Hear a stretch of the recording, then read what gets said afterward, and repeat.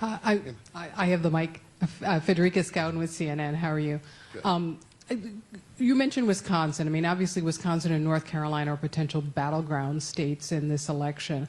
And a number of folks have spoken about how popular this is.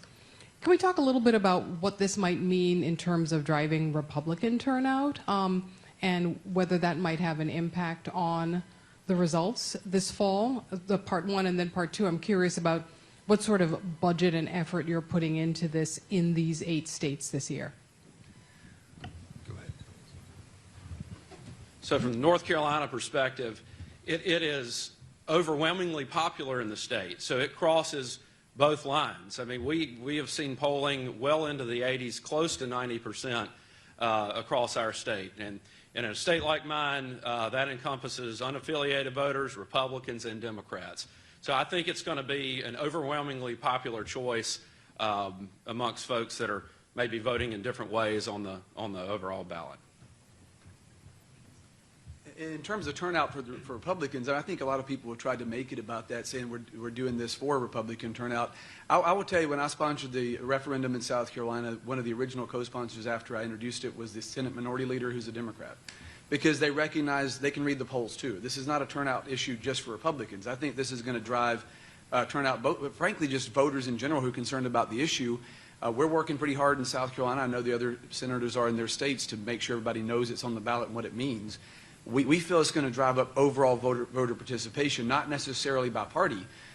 The few folks that we had 3 Democrats in the Senate that voted against it, every one of them took a lot of heat for doing that, and their own party came out and endorsed the position. So I think it's going to drive turnout, but I don't think it's necessarily partisan. I think it's going to, a lot of people are going to want to vote and weigh in. We've seen the same numbers, 80% plus, depending, and that's across every demographic.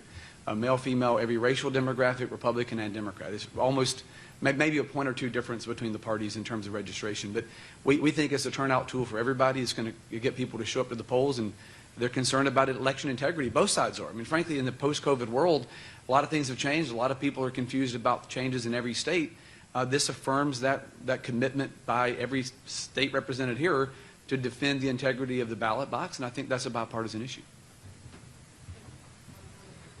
I just wanted to mention, so often I read articles and I see people talk about this as a turnout issue, and there's a negative connotation to that, and it strikes me that we want people to come out and vote, and the best way to get people to come out and vote is to give them something they really want to vote for.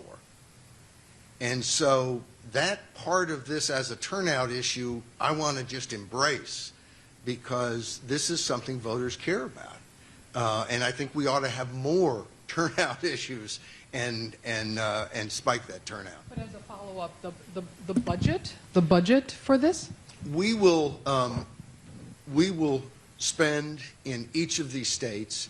I don't know exactly what that spending will be, but it will be over 7 figures, not in each state, but overall. This has been a very grassroots campaign. We haven't had the millions that some folks do, but we will make certain that people hear about this and know that it's on the ballot, because I think they're going to be excited to know it.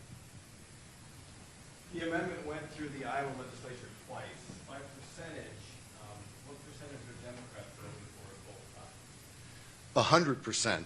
Iowa is our, you may have known that, Iowa is our shining example in that both Iowa and Wisconsin had to vote twice in 2 separate legislative sessions, both houses, to make this, to put these on the ballot. In Iowa, they did it both times, every Republican, every Democrat. And I think you're going to see that this is the sort of thing that it's been blocked at different times. Usually it's been blocked by Democrats, but most Democrats support this issue.